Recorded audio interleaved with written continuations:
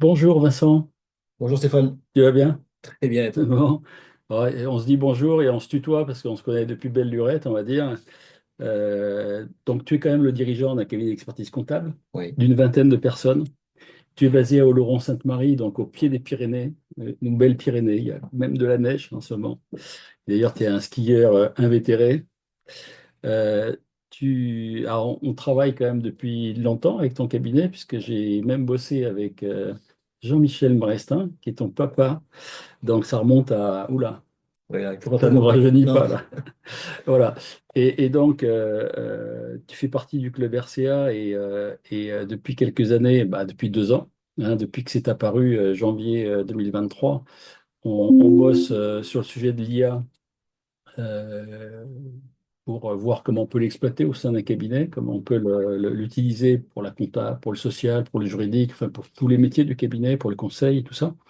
Et plus récemment, donc au mois d'août 2024, on a créé une structure qui s'appelle Xperia, dont aujourd'hui tu es devenu l'un des actionnaires. Alors il y a exactement une vingtaine d'actionnaires, dont 16 experts comptables dans Xperia. Et je voulais te poser une première question et avoir ton ressenti absolument spontané. Donc on n'a pas beaucoup préparé tout ça et tu n'as rien écrit, rien appris par cœur. C'était un peu de savoir finalement pourquoi tu avais suivi dans l'actionnariat d'Experia. Qu'est-ce qui te motivait? Qu'est-ce que tu pensais de cette aventure-là? Bah écoute, Steph, j'ai toujours été attiré, voire même très intéressé par tout ce qui est automatisation, IA, et je pense que c'est important d'être dans le bon wagon. Et c'est pour ça que l'aventure Xperia m'a tenté. Je pense qu'il vaut mieux être au cœur du réacteur et de donner son avis et faire évoluer les choses que de subir et d'attendre la version idéale qui n'arrive jamais, hein. Donc, et c'est pour ça que j'ai souhaité participer à cette aventure Xperia et faire partie des actionnaires et donner mon avis sur ce qu'on peut faire, ce qu'on aimerait faire. Voilà. Ok, d'accord. Euh, ma question d'après, ça serait, on vient de passer alors 2 jours ensemble pendant lesquels on a travaillé déjà tous les deux hein, sur l'aspect un peu stratégique de l'utilisation de l'IA, sur tes outils, sur les datas dont tu disposes aujourd'hui, sur un certain nombre de choses. Et on a consacré 2 demi-journées pour lancer l'expérience IA au sein de ton cabinet avec tous tes collaborateurs. Donc on avait la vingtaine de personnes dans la salle de réunion. C'était hier après-midi et ce matin. Et au bout de 2 demi-journées, très sincèrement, j'en suis pas à ma première mission aujourd'hui, j'en ai pas non plus 300 au compteur parce que ça n'existait pas il y a 2 ans en arrière. Mais je trouve que l'énergie, l'enthousiasme et la créativité de tes collabs a été incroyable. Alors que bon, on pouvait penser qu'ils seraient un peu sur leur quant à soi, sur un peu de recul, un peu de prudence. Ce qui était quand même le cas un peu hier après-midi, Ouais. hein, parce que bon, on leur a expliqué un peu tout ça. Donc les questions ont fusé sur mais est-ce que ça va pas nous remplacer? Est-ce qu'on a encore notre place? Est-ce que machin, voilà. Est-ce que notre emploi est en danger? Et en fait, bon, on a beaucoup discuté, hein, on a déblayé un peu voilà, les craintes et tout ça. Par contre, on leur a beaucoup montré beaucoup d'exemples d'usage de l'IA très concret, pardon, dans un cabinet. Et ce matin, donc dans la dernière partie de la matinée, on a attaqué sur, bon, et vous, qu'est-ce que vous voudriez que l'IA fasse pour vous? Maintenant que vous avez compris les capacités de l'IA, ou en tout cas dans les grandes lignes, vous avez vu quand même tout ce qu'on pouvait faire sous forme de traitement de texte, de traitement de vidéos, d'audio, de toutes sortes de documents, etc., de supports comptables, social, etc., juridiques. Qu'est-ce que vous voudriez que l'IA fasse pour vous? Et là, je reconnais à ma grande surprise qu'il y a eu une créativité monstrueuse. On a couvert au moins 5 pages de paperboard avec les idées des collabs et à la fin, il fallait presque les arrêter. On avait prévu de finir à 12h30. À 13h30, on était encore dans la salle en train de discuter et on s'est dit quand même, il faut peut-être arrêter, aller déjeuner. Euh, donc, je voulais avoir un peu ton ressenti par rapport à ça, savoir si ça t'avait surpris, si bah, au contraire tu t'étais dit non, je pense que voilà, ils allaient en demander autant. Voilà, je voulais avoir un peu ton feedback parce que c'est quand même intéressant de voir aussi comment toi tu l'as vécu, parce que tu as participé quand même aussi à ces deux demi-journées avec tout le monde. Donc, tu as pu les voir en action, tu as pu voir leurs réactions qui pouvaient être des réactions parfois, encore une fois, de crainte ou voilà, de méfiance par rapport à ce nouvel outil, comme je disais dans une diapo, gentil ou méchant, on ne sait pas. Voilà, je voulais avoir un peu ton ressenti par rapport à ça et savoir si la conclusion de cette deuxième demi-journée avec eux, si tu la trouvais positive, très positive, enfin, voilà, comment tu pouvais en parler. Et encore une fois, avec toute la spontanéité que je te connais, hein, parce que tu n'as jamais eu ta langue dans ta poche. Non, jamais. Donc, bah, écoute, fais-toi plaisir, dis ce que tu veux et dis-nous un petit peu comment ça s'est passé et comment tu ressens les choses pour finir, quoi. Alors, d'abord, j'ai souhaité faire ton intervention au sein du cabinet parce que même si moi, je réfléchis beaucoup à tout ça, mes équipes derrière, en discutant avec elles, je sentais quelques craintes parfois et un peu trop dubitatif sur l'IA en général. J'ai été extrêmement et très agréablement surpris de ce qui s'est dit aujourd'hui. Bon, bien sûr, il y a des craintes, hein, mais légitimes à mon avis, et le début de ton intervention hier était un peu plus euh, pas mesuré de leur part et ils étaient un peu sur la défensive.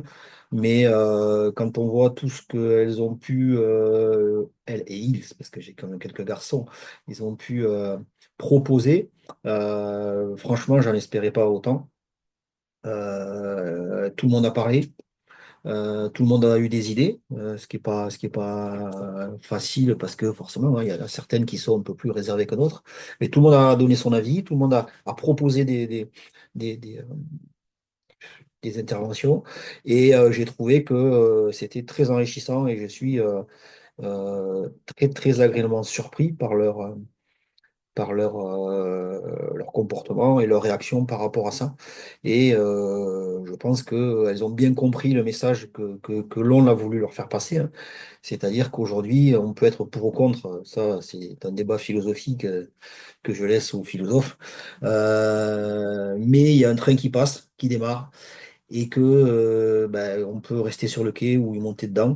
Et je pense qu'elles ont bien compris qu'elles avaient tout intérêt à être force de proposition et être devant plutôt que sur le quai à regarder passer les trains et prendre le dernier et donc après être obligé d'en subir les conséquences et d'être plutôt proactive que en réaction. Voilà. Mais vraiment très très positif et très je connais mon équipe, hein, il y a certaines qui m'ont pas surpris parce que je les connais, mais d'autres, j'ai été agréablement surpris par certaines par lesquelles je ne pourrais pas penser qu'elles auraient été aussi inventives, entre guillemets.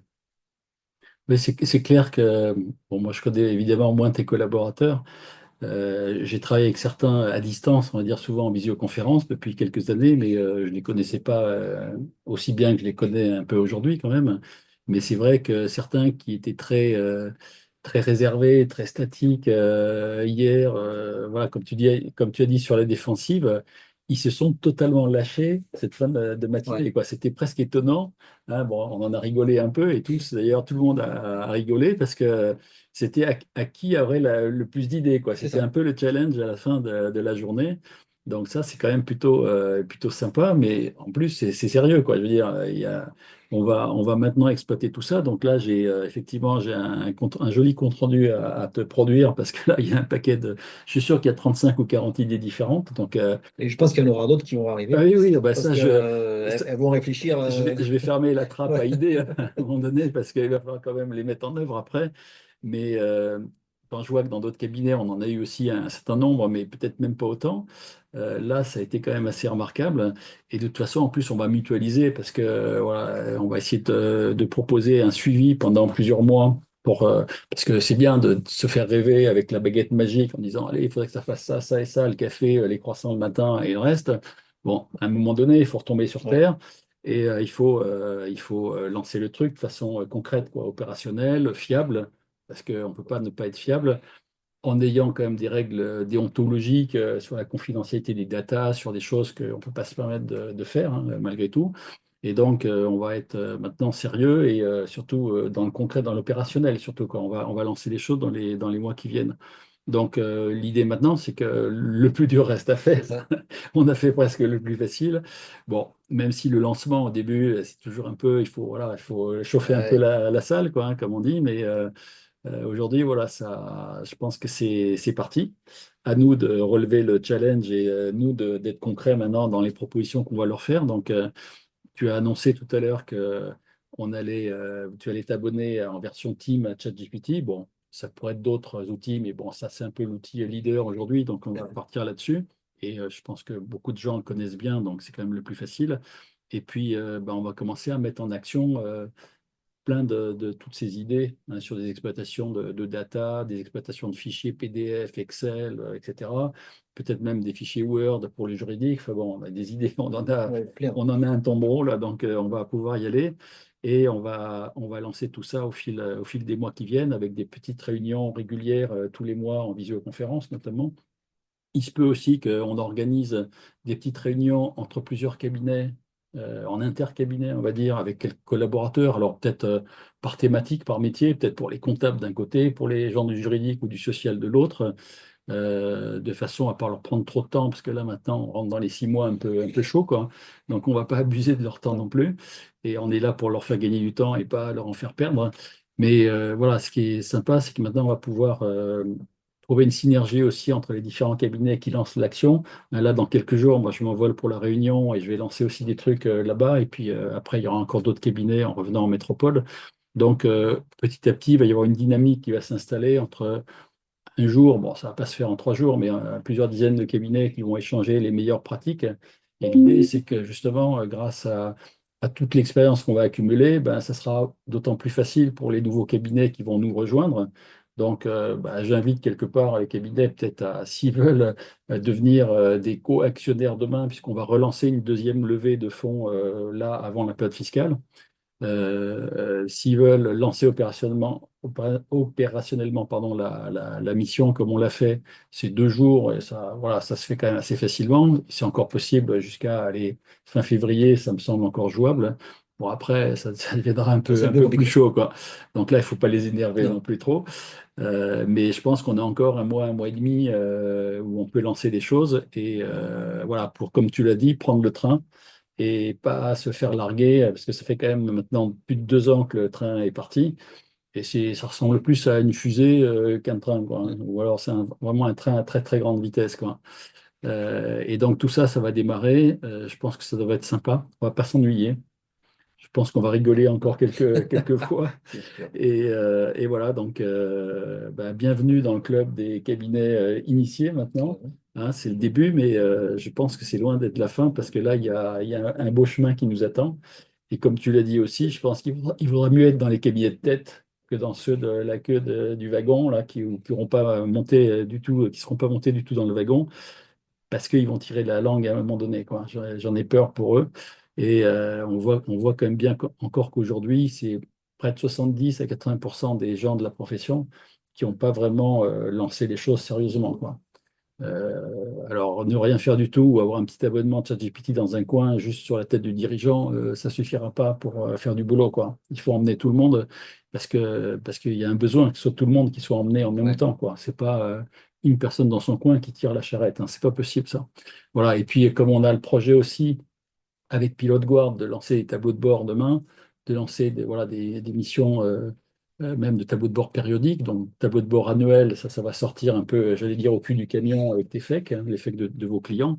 Mais il y aura également l'ambition de développer du tableau de bord périodique, voire dans quelques mois prédictif, hein, de façon à engager les clients dans la nouvelle valeur ajoutée produite par le cabinet parce que aussi vous aurez su faire des gains de productivité par ailleurs grâce à l'IA, et c'est toute la magie de l'IA, c'est de dire on gagne d'abord du temps, on stabilise les choses, on fait plus de choses avec un effectif constant.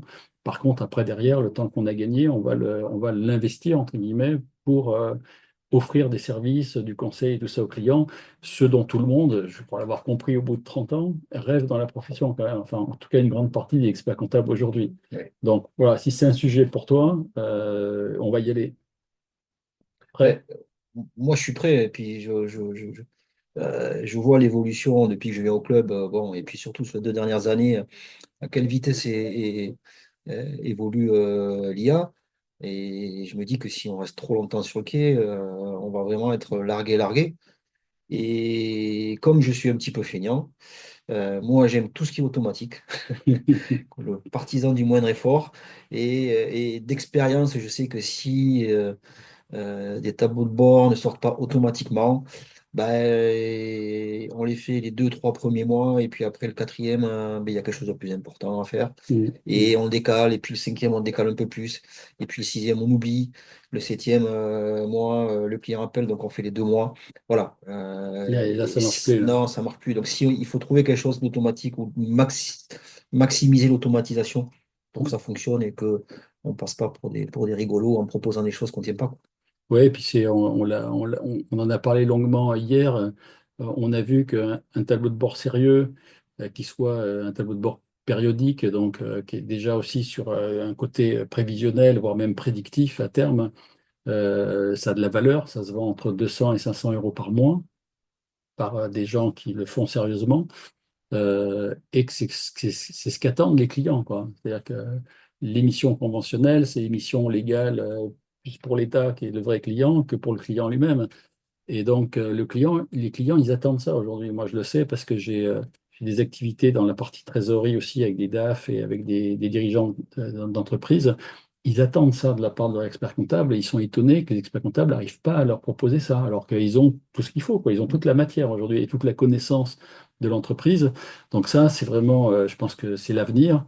Et là, l'IA va permettre de déclencher un élan qui, jusqu'à présent, moi, je connais les principes des tableaux de bord faits dans les cabinets depuis 30 ans. Hein. Une époque où premier éditeur c'est à faire ça sous Windows, c'est appelé Gescap, hein, racheté par Sage en 2000.